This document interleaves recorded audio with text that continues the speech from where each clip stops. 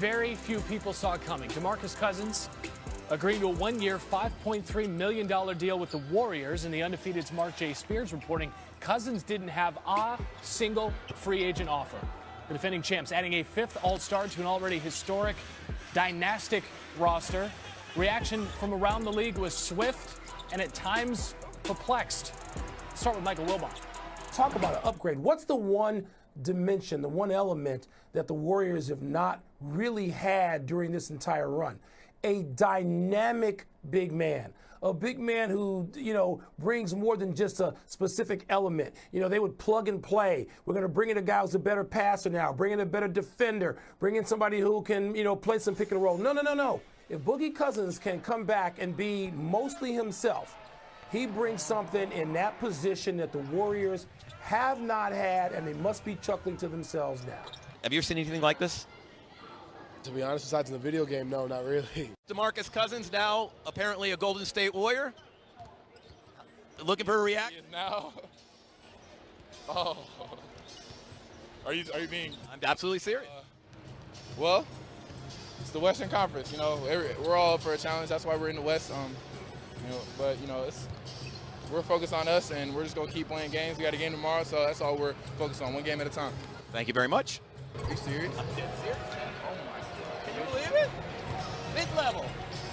I think you're gonna make more than him. Boogie's on the Warriors. The greatest reaction of all time. I love that reaction. All right, so how good is this Warriors team now? Vegas, the books have reacted thusly. They're now 2-3 for NBA title odds. Vegas thinks a few teams, and I mean very few, have a shot because 21 of the 30 NBA teams have 100-1 odds or worse to win the title. The Dubs, the favorite to now three-peat. One of our favorites, NBA analyst Brian Windhorst, back with us on SportsCenter. Brian, how are players, now we saw Jaren Jackson Jr., other players around the league reacting to this move? A lot of players who apparently have never had an Achilles injury are very excited. The guys who've had Achilles injuries know that this is going to be a really tough year for DeMarcus. Obviously, this was a shock value because nobody saw this coming. In my mind, Randy, I saw this. I was like, hey, man, this is cool. This is cool for DeMarcus because he's going to have a rough year this year. This is cool for the Warriors because it's a really nice risk-reward play for them. If he comes back and helps, it's going to be great. If he doesn't come back and isn't really able to contribute, no big deal. They're still a championship team. But, man, there was like an apoplectic reaction, like the league has been destroyed. I was completely blown away by the reaction to this, as if DeMarcus is going to show up on night one and go for 40 and 15. I mean, the Warriors are going to still have to sign another center because they're going to have to start somebody at that position potentially for 60-plus games. Now, again, I believe that we could be sitting here in March and this could be like a genius move and Boogie could be really contributing, and it makes a bunch of sense for them. It didn't make sense for a lot of teams because of his injury. So I wish the best for Boogie. I wish the best for the Warriors. But everybody just take a breath and calm down. They did not sign Wilt Chamberlain in his prime here. No, they didn't. And they didn't even sign a healthy Wilt Chamberlain later in his career either. So let's move now from the champs to the also-rans, the Thunder, well over the salary cap. A lot of money committed. Well over. A lot of money committed to Carmelo Anthony, and he's one of the bigger reasons why they're so far over the cap. How might that impact, how might that change his future in OKC? Yeah, where Carmelo Anthony is opening night could have a lot bigger impact on this season than where Boogie is. But so there's two important things with Carmelo and the Thunder.